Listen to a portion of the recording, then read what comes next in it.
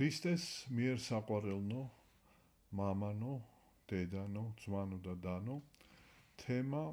დღევანდელი ჩვენი საუბრისა გახლავთ ქრისტეს შობის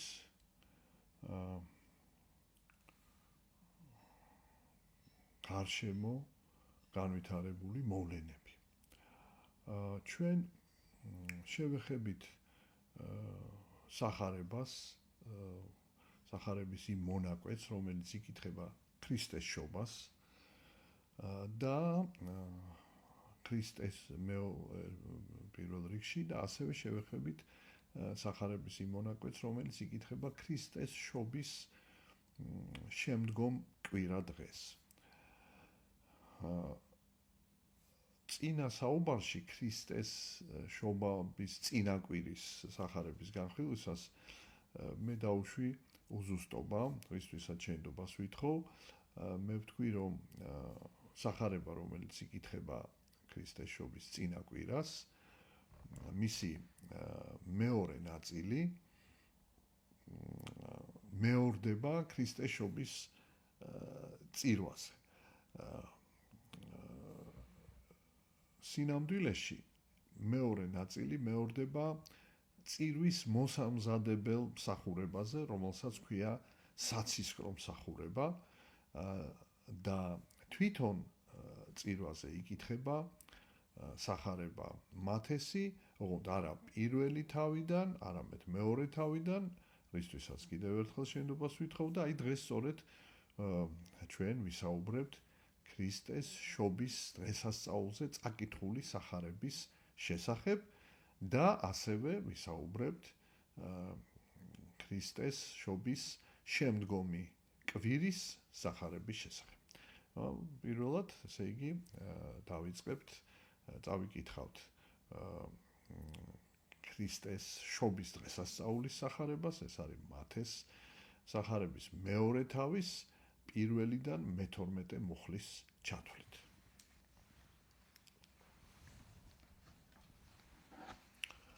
ხოლო იესოს შობასა ბეთლემს ჰურიასტანისასა დღეთა იროდი მეფისათა აჰა მოგვნი აღმოსავალით მოვიდეს იერუსალიმად და იტყოდეს. სადა არს რომელი იგი იშვა მეუფე ჰურიათა. რამე თუ ვიხილეთ ვარსკვლავი მისი აღმოსავალით და მოვედით თაყვანის ცემად მისსა. ვითარცა ესმა ესე იროდი მეფესა შეძრწუნდა და ყოველი იერუსალიმი მისთანა. და შეკრიბნა ყოველნი მღვდელმთავარნი და მწიგნობარნი ერისანი და იკითხვიდა მათგან, სადა უკუე შობა დარს ქრისტე, ხოლო მათ რქვეს მას ბეთლემს ჰურიასტანისასა, რამე თუ ესრეთ წერილ არს წინასწარმეტყველისა მიერ და შენ ბეთლემ ქვეყანაეგე იუდასი, არასადა უმრწემეს ხარ მთავართა შორის იუდასთა, რამე თუ შენგან გამოვიდეს წინამძღვარი, რომელმან დამწყსოს ერი ჩემი ისრაილი. მაშინ იროდი იდუმალ მოუწოდა მოკვთა მათ და გამოიკითხა მათგან ჟამი იგი გამოჩინებულისა მის ვარსკვლავისა და წარავნინა იგინი ბეთლემად და რქუა, მივედით და გამოიკითხეთ ჭეშმარიტად ყრმისა მისთვის და რა ჟამს პოვოთ იგი, მითხართ მე, რათა მეცა მივიდე და თაყვანი ვსცე მას. ხოლო მათ ვითარცა ესმა ესე მეფისა მისგან წარვიდნენ და აჰა ვარსკვლავი იგი რომელი იხილეს აღმოსავალით წინა უძღოდა მათ, ვიდრემდე მოვიდა და დაადგრა ადგილსა მას, რომელსა იყო ყრმა იგი. ხოლო მათ ვითარცა იხილეს ვარსკვლავი იგი განიხარეს სიხარულითა დიდითა ფრიად და ვითარცა შევიდეს სახლსა მას, იხილეს ყრმა იგი მარიამისთანა დედისა თვისისა და დავარდეს და თაყვანისცეს მას და აღაღეს საუნჯეთა მათთა და შესწირეს მისა ძღვენი, ოქრო, გუნდრუკი და მური და მოიღეს ბრძანება ჩვენებით, რათა არა მიაქციონ იროდისა, არამედ სხვით გზით წარვიდნენ სოფლად თვისსა. ეს მონაკვეთი სახარებისა იყო წაკითხული შობის დღესასწაულზე. რა არის ამ ჩვენს მიერ წაკითხული ტექსტის მთავარი არსი, მთავარი, ანუ რას გვეუბნება შობა დღეს, რატომ შეარჩია ეკლესიამ მაინდა-მაინც ეს ნაწილი სახარების, რადგანაც სხვადასხვა מחარებლები ყვებიან შობის შესახებ, სხვადასხვა ასე ვთქვათ საკითხებზე ხდება ყურადღების გამოხილება და აი რატომ მაინდა-მაინც ეს ნაწილი აიღო სწორედ ეკლესიამ დღესასწაულზე წასაკითხად. აქ ყურადღებას იქცევს ერთი მთავარი გარემოება, რომ მაშინ, როდესაც შორეული აღმოსავლეთიდან მოგვები ესენი არიან ღვთისმსახურნი, წარმართული კერპებისა, არიან იგივე ქურუმები, ვარსკვლავთ მრიცხველები, რომელნიც რასაკვირველია ჭეშმარიტებას იყვნენ მოწყვეტილნი და ასეთ მარტივად რო ვთქვათ, სრულწმენების საფუძველზე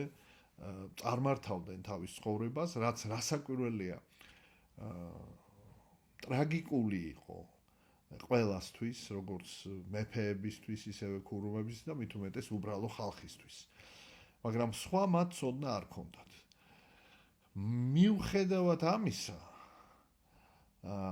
წარმართულ სამყაროში მაინც არსებობდა ესეთი, თუ შეიძლება ითქვას, მეხსიერებაში, წარმართული კაცობრიობის მეხსიერებაში, აი ეს სამოთხისებური მეხსიერება. რაღაც ისეთი, რაც გარკვეულად აერთიანებდა ამ წარმართულ სამყაროს, ეს იყო მოლოდინი იმისა, რომ დადგება ჟამი და კაცობრიობა გამოვა აი ამ ესეთი ტრაგიკული რაღაც, ესე ვთქვათ, ჩაკეტილი წრიდან, რომელიც ადამიანს ვერ ანიჭებს სიხარულს, ვერ ანიჭებს, ასე ვთქვათ, მისი წუთის სოფელი ყოფნა წუთის სოფელში ძირითადად არის დიდი ტანჯვის და დიდი, ესე ვთქვათ, წუხარების საფუძველი და მისი სიხარული ვერასოდეს ვერ აღემატება ამ წუხარებას. აი ეს განცდა იყო კაცობრიობაში, მაგრამ გამოსავალს ვერ ხედავდნენ და იყო აი ეს მოლოდინი, აი მესიის მოლოდინი. და აი სწორედ ვარსკვლავთ მრიცხველებს ღმერთმა ესე იგი მოიყვანა ისინი გამოუგზავნა ვარსკვლავი გაუგზავნა და იყო ესეთი წინასწარმეტყველება, რომ გამოჩნდება ვარსკვლავი, რომელიც სწორედ აი ამ კაცობრიობის მხსნელის მესიის, ესე ვთქვათ, მოვლინებას აუწყებს და რომ აი ეს იქნება რაღაცა კაცობრიობის ისტორიაში გარდატეხის ჟამი. და როდესაც ეს ვარსკვლავი იხილეს ის, რომ ვარსკვლავი ესე ვთქვათ, არაბუნებრივად სხვა ვარსკვლავებისგან განსხვავებით მოძრაობდა. იგი მოძრაობდა როგორც ვერტიკალურად, ასევე ჰორიზონტალურად და აი ამ ვარსკვლავს გამოყვნენ ეს მოგვები. და საოცარი ის არის, რომ მაშინ, როდესაც აი ამ წარმართულ სამყაროსში ჭეშმარიტებას მოწყვეტილი ადამიანები ღებულობენ აი ამ ნიშანს ღვთისგან, რომ მესია მოევლინა კაცობრიობას და ამას გულისხმა ჰყოფენ და მოდიან აი ამ ესე იგი ყრმის ჩვილის ესე ვთქვათ თაყვანის საცემად, აი ამ დროს ესე იგი რჩეულიერი, ღვთისგან რჩეულიერი, რომელიც სწორედ მთელი მისი ასე ვთქვათ სასოება იყო მესიის მოლოდინი და რომელიც განსაკუთრებით აი ამ პერიოდში როგორც ჩვენ თქვით, კაცობრიობა წარმართული იტანჯებოდა, მაგრამ არანაკლებ იტანჯებოდა რჩეული ერის ჟულის აღმასრულებელი, რადგანაც თვითონ ჟულის ასე ვთქვათ, პირობებშიც ადამიანი ვერ პოულობდა აი ამ სულიერ შვებას, მით უმეტეს რომ თავად ჟულის სიღრმეს ვეღარ წვდებოდნენ, ზედაპირულად სრულდებოდა ეს ყველაფერი და უკიდურესად დამძიმებული და დაუძლურებული იყო თვით ისრაელი და აქაც დიდი უკვე მოლოდინი აი გაუსაძლისი მდგომარეობა როცა არის, აი ყველას მზერა მიპყრობილი იყო აი ამ სწორედ აი ამ აღთქმაზე რომ და აი ამ წინასწარმეტყველებაზე რომ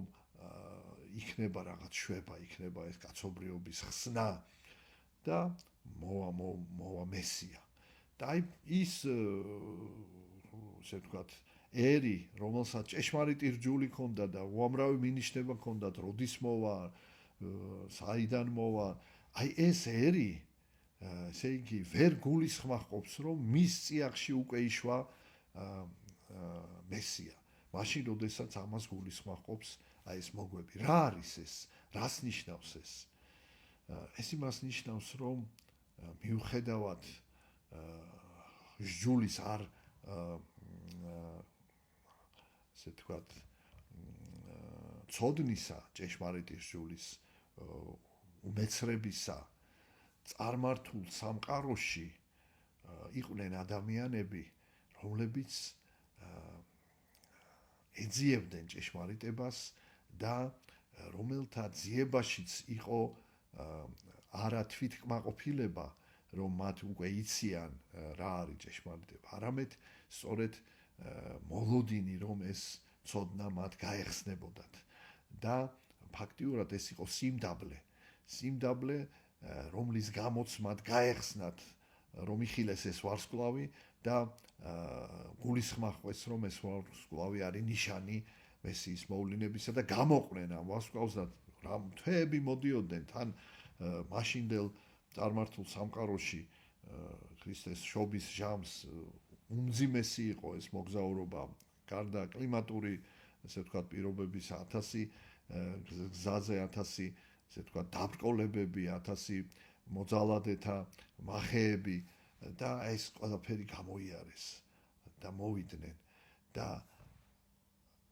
იერუსალიმში ყოფი მწიგნობრები და ფარისევლები, რომელთაც მეფეს უთხრეს, რომ ბეთლემში უნდა დაბადებულიყო მესია, აი ესენი ვერ გულისხმობენ, რომ ეს მოხდა და არ მიდიან, არ ეძებენ ამ ყრმას, ამ ყმის თაყვანის საცემად არ მიდიან და აი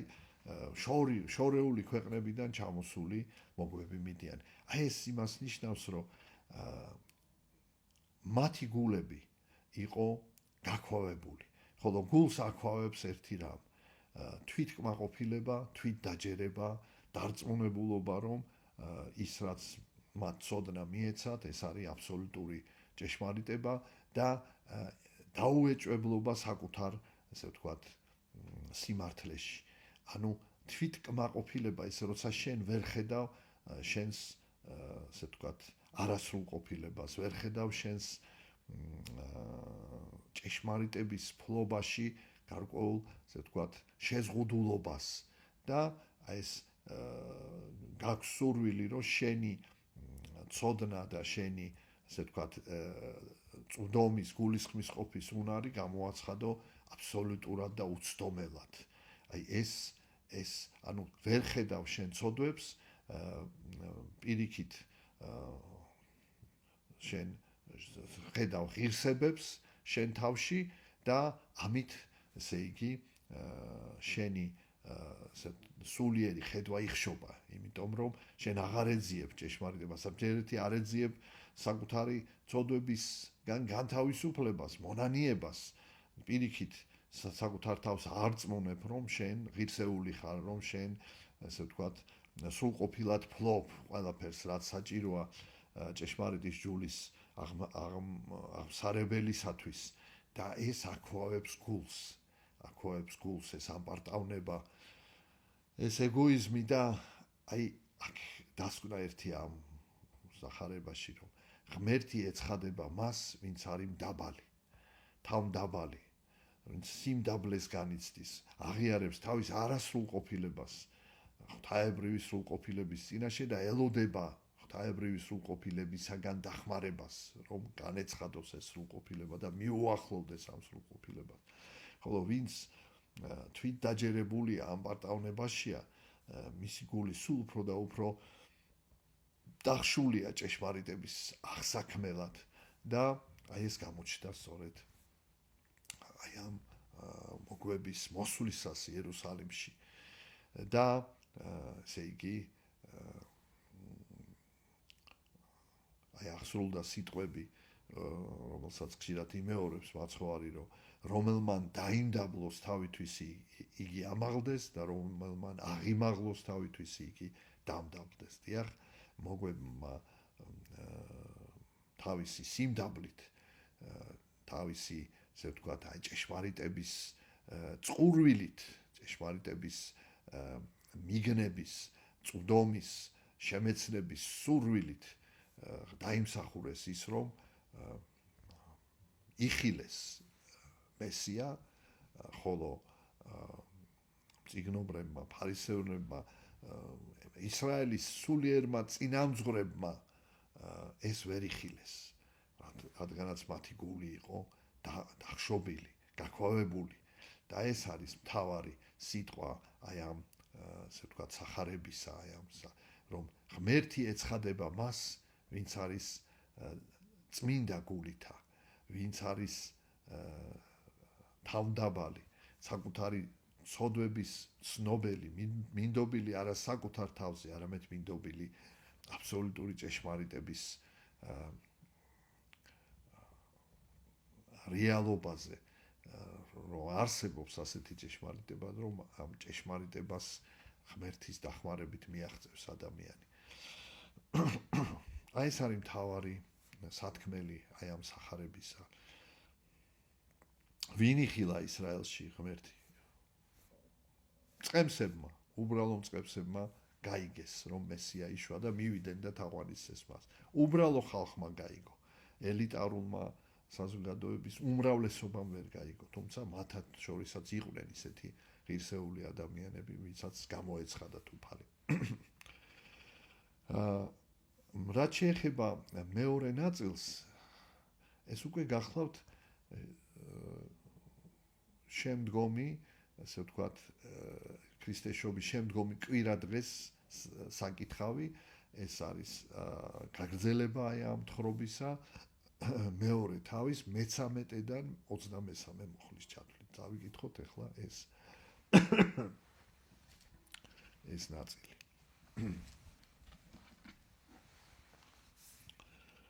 და ვითარცა განეშორნეს მოგნი იგი ანგელოზი უფლისა გამოუჩნდა ჩვენებით იოსებს და რქუა აღდეგდა წარიყვანე ყრმაეგე და დედა მაგისი და იუტოდე ეგვიპტეთ და იყავ ნუნ ვიდრემდე გრქუა შენ რამე თუ ეგულების იროდის მოძიებად ყრმაეგე და წარწმედათ ეგე ხოლო იგი აღსდგა და წარიყვანა ყრმაიგი და დედაი მისი ღამე და წარვიდა ეგვიპტეთ და მონიყო ვიდრე აღსრულებამდე იროდისა რათა აღესრულოს სიტყვა იგი უფლისა თქმული წინასწარმეტყველისა მიერ ეგვიპტით უწოდე ძესა ჩემსა მაშინ ვითარცა იხილა იროდი რამე თუ მოიკიცხა მოგთა მათგან განრისხნა ფრიად წარავნინა და მოსყვიდნა ყოველი ყრმები რომელნი იყვნენ ბეთლემს და ყოველთა საზღვართა მისთა 2 წლიდან და უდარესი მსგავსად მის ჟამისა ვითარცა გამოიკითხა მოგთა მათგან მაშინ აღესრულა თქმული იგი იერემია წინასწარმეტყველისა რომელსა იტყვის ხრმა ჰრამაც ისმოდა გოდებისა და ტირილისა და ტყებისა მრავალი რახილს ტირო და შვილთა თვისთა და არა უნდა ნუგეშინის სემის რამე თუ არა არნ ხოლო რაჟამს აღესრულა იროდი ანგელოზი უფლისა გამოეცხადა ჩვენებით იოსებს ეგვიპტეს და რქუა აღსდეგდა წარიყვანე ყრმაეგე და დედა მაგისი და წარვეთ ქვეყანათ ისრაელისა, რამე თუ მოსდეს, რომელნი ეძიებდეს სულ სამაგის ყრმისასა, ხოლო იგი აღსდგა და წარმოიყვანა ყრმა იგი და დედა მისი და მოვიდა ქვეყანათ ისრაელისა. დავით არცა ესმა რამე თუ არქელაოს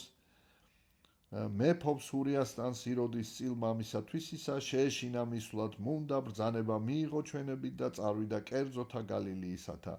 და მივიდა და დაეშენა ქალაქ საშინა, რომელს არქვია ნაზარეთ, რათა აღესრულოს თქმული იგი წინასწარმეტყველისა მიერ, ვითარმედ ნაზარეվել ეწოდოს.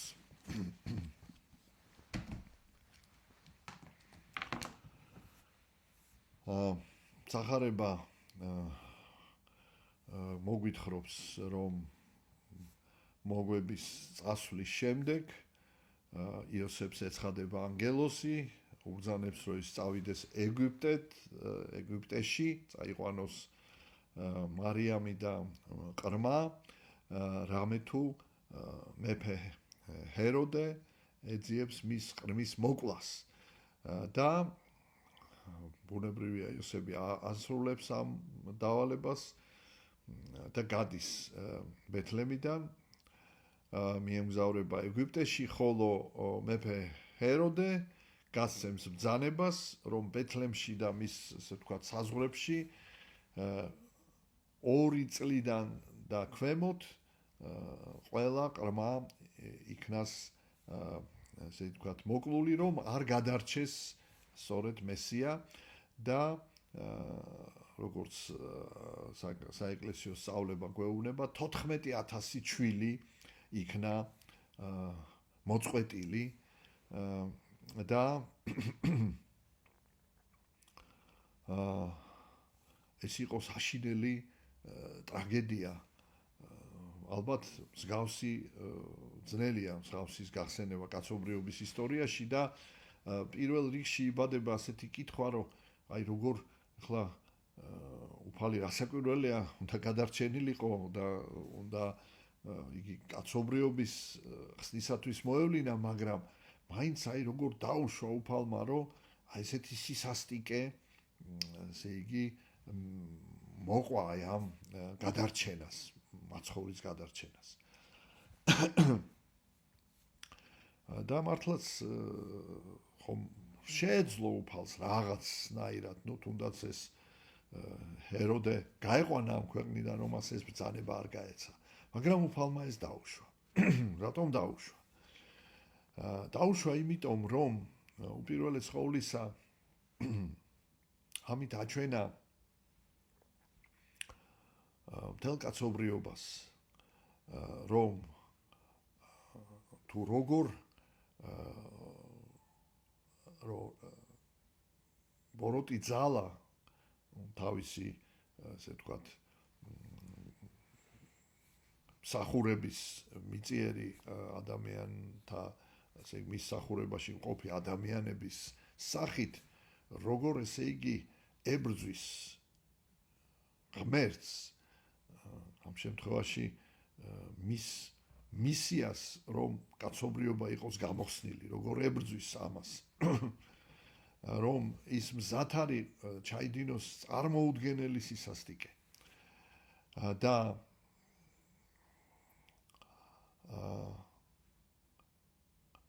მაგრამ ამავე დროს უფალი ანუგეშებს კაცობრიობას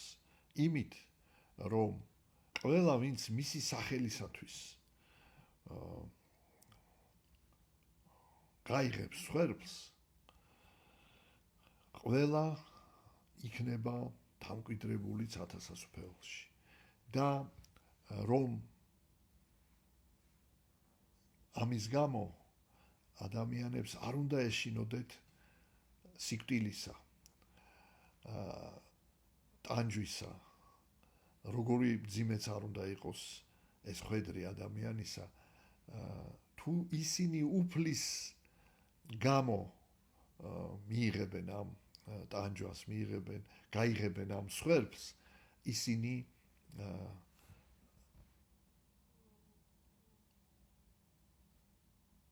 უფალთან ახლოს იქნებიან მარადიულ ნეტარ ცხოვრებაში, როგორც პავლე მოციქული ამბობს, უკვე თუ ქრისტესთან თანა ჯვარს ვეცვათ, მისთანავე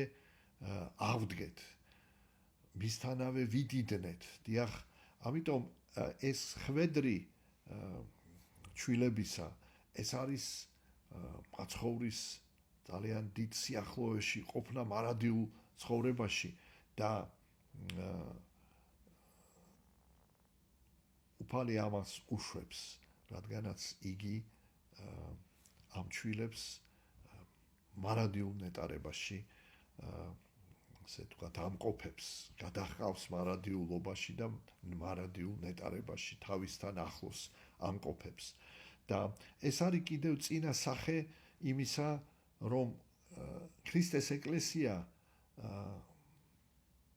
როგორც მაცხოვარი ჯვარს აწვეს, მთელი ისტორიის მანძილზე იქნება ჯვარცმული და ასეთიც არის ქრისტეს ეკლესიის ისტორია. პირველივე საუკუნიდან მუდმივი მისი დევნა, სისასტიკე მის მიმართ, მოწამეთა მრავალი ათასების